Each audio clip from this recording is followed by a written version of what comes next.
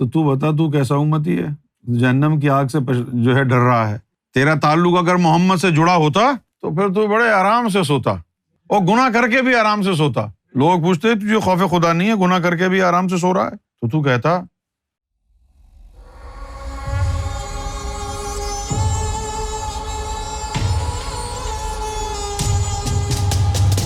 عزت ذلت تو قدرت کے ہاتھ میں ہے۔ ہاں بیٹا آپ بالکل درست فرما رہی ہیں، لیکن ذرا سی اس کے اندر جو ہے جدت کی ضرورت ہے اس جملے میں کہ عزت اور ذلت اللہ کے ہاتھ میں ہے۔ اس کو مولوی سمجھا نہیں سکا آپ کو۔ تو عزت اور ذلت اللہ کے ہاتھ میں ہے تو کبھی بھی کوئی عزت دار اس دنیا میں ذلیل نہ ہوتا۔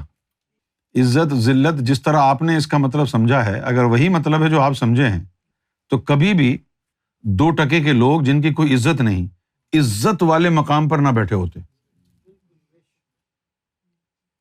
عزت اور ذلت جو ہے اللہ کے ہاتھ میں ہے، اس کا مطلب کچھ اور ہے۔ ایک تو عزت وہ ہے جو اللہ دیتا ہے کہ نہیں دیتا ہے اللہ عزت؟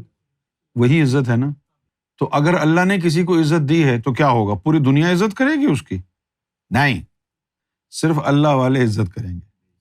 شیطان والے کبھی بھی اللہ والے کی عزت نہیں کرتے۔ تو آپ تو یہ سوچ کے گمراہ ہو جائیں گے کہ اللہ نے تو اس کو عزت دی ہے، اب اس کی بےزتی کیوں ہو رہی ہے زمانے میں؟ وہ اللہ نے جن کو عزت دی ہے ان کی عزت اللہ والے ہی کرتے ہیں۔ شیطان اللہ والے کی عزت کبھی نہیں کرتا۔ تو عزت کے سٹینڈرڈز آپ کو سمجھنے پڑیں گے۔ علامہ اقبال نے ایک اور خوبصورت بات کہی، قوم مذہب سے ہے، مذہب جو نہیں تم بھی نہیں۔ ہمارا جو مذہب ہے اس کی جو حالت ہے وہ آپ کے سامنے ہے۔ ہمارے مذہب میں دراڑیں پڑ چکی ہیں۔ ہمارا مذہب جو ہے وہ 72-73 فرقوں میں بٹ چکا ہے۔ اب اگر مذہب 72-73 فرقوں میں بٹ گیا تو مذہب سے جڑی تھی قوم، یہ کیسے ممکن ہے کہ مذہب میں انتشار ہو گیا، قوم میں وحدت رہی؟ یہ کیسے ہوگا؟ جب مذہب میں دراڑیں پڑ گئیں تو قوم تو ختم ہو گئی۔ قوم مذہب سے ہے، مذہب جو نہیں تم بھی نہیں۔ یہ علامہ اقبال نے کہی اور بالکل سچی بات ہے۔ آج ہم شیعہ، سنی، وہابی، دیوبندی، بریلوی بنے ہوں۔ کون کہتا ہے اپنے آپ کو کہ میں یار سچا مسلمان ہوں؟ مسلمان تو کہتے نہیں، میں سنی ہوں، میں شیعہ ہوں، میں دیوبندی ہوں، میں بریلوی ہوں، انہی چیزوں میں لگے ہوئے۔ اللہ کے رسول نے تو نہیں کہا تھا کہ تم سنی ہو، تم شیعہ ہو، تم وہابی ہو۔ امت کا ذکر کیا، اور امت کے لیے کیا فرمایا؟ امت کے لیے حضور صلی اللہ علیہ وسلم نے فرمایا کہ میرا امتی جہنم میں نہیں جائے گا۔ وہ جو اللہ کی بارگاہ میں رو رو کے حضور نے دعائیں کی ہیں، کیسے ممکن ہے کہ اللہ تعالیٰ جو ہے اپنے حبیب کی بات کو قبول نہ کرے، اس کی دعا کو قبول نہ کرے؟ تو انہوں نے تو ساری دعائیں اپنی امت کے لیے کی ہیں، سنی، وہابی، بریلوی، دیوبندی کے لیے کہاں کی ہیں؟ ہاں اگر امتی بن گیا ہے، پھر کوئی کمی بیشی ہو بھی گئی ہے اعمال میں، عبادتوں میں، تو خیر ہے، دامن مصطفیٰ ہاتھ میں ہے، وہ بچا لیں گے۔ لیکن شرط ہے امتی ہونا۔ ہاں جب امتی اگر ہو گئے، اب امتی ہوتا کیسے ہے؟ امتی جو ہے اس کے لیے حضور کی ایک حدیث کو سمجھنا ہوگا۔ آپ صلی اللہ علیہ وسلم نے فرمایا کہ انا من نور اللہ، کہ میں اللہ کا نور ہوں، والمؤمنین من نوری، اور مومنین میرے نور سے ہیں۔ معلوم یہ ہوا کہ حضور کا نور تیرے اندر آئے گا تو مومن بنے گا نا۔ حضور کا نور تیرے اندر آئے گا تو تو مومن بنے گا۔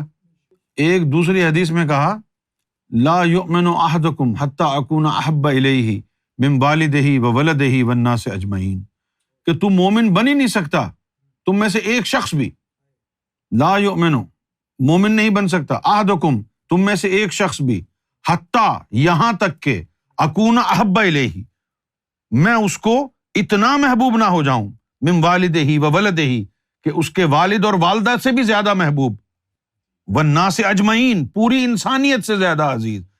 جب تک یہ کام نہیں ہوگا، حضور صلی اللہ علیہ وسلم کی بارگاہ سے اتنی محبت نہیں ہوگی کہ ماں، باپ، بہن، بھائی، سارے رشتہ دار پیچھے رہ گئے، حضور کی محبت سب سے آگے جا کے کھڑی ہو گئی، مومن نہیں بن سکتا۔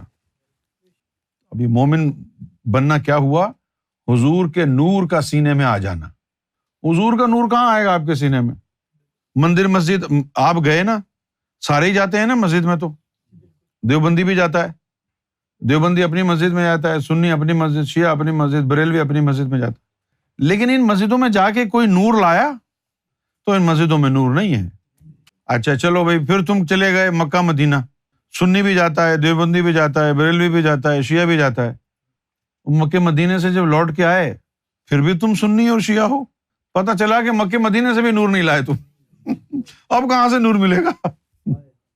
بھائی مسجد میں گئے ادھر نور نہیں، مکہ مدینہ گئے ادھر سے بھی خالی ہاتھ آ گئے، تو اب کہاں سے ملے گا نور؟ کیونکہ ان جگہوں پر نور ملتا کہاں ہے؟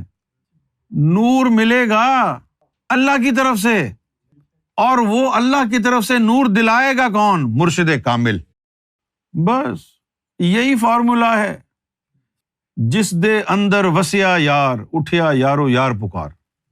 جس کے اندر یار آ کے بیٹھ گیا وہ پھر اور کچھ نہیں کلمہ پڑھتا، وہ یہ نہیں کہ آپ اس کو کہو چھٹا کلمہ سناؤ، ساتواں کلمہ سناؤ، وہ کہتا ہے جی ایک ہی کلمہ ہے اب، یار یار یار یار یار یار۔ قرآن کیا ہے؟ یار۔ نماز کیا ہے؟ یار۔ فرش اور عرش میں کیا ہے؟ یہاں بھی یار ہے، وہاں بھی یار ہے۔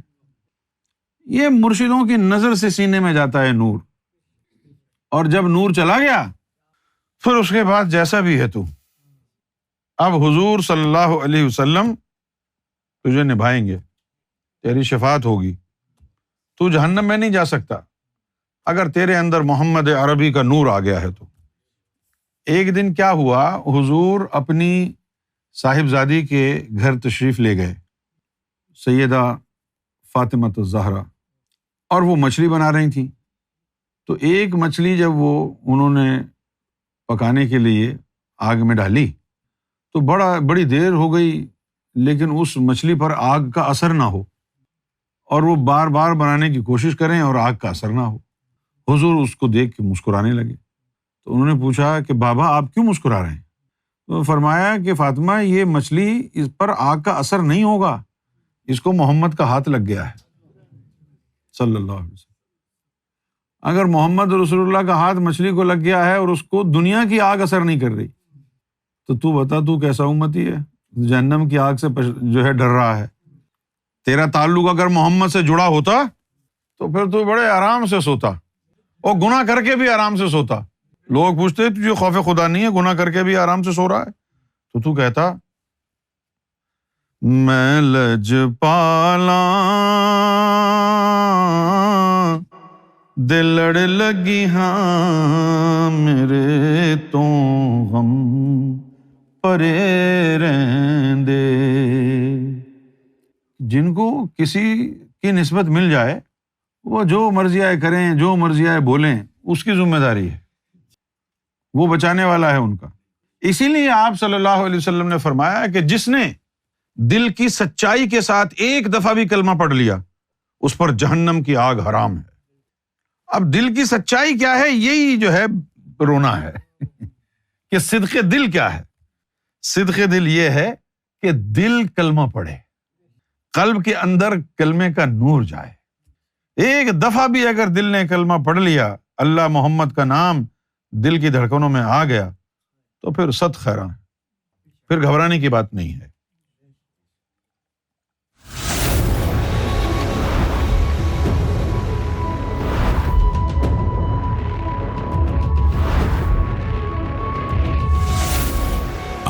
TV, the place to connect with God.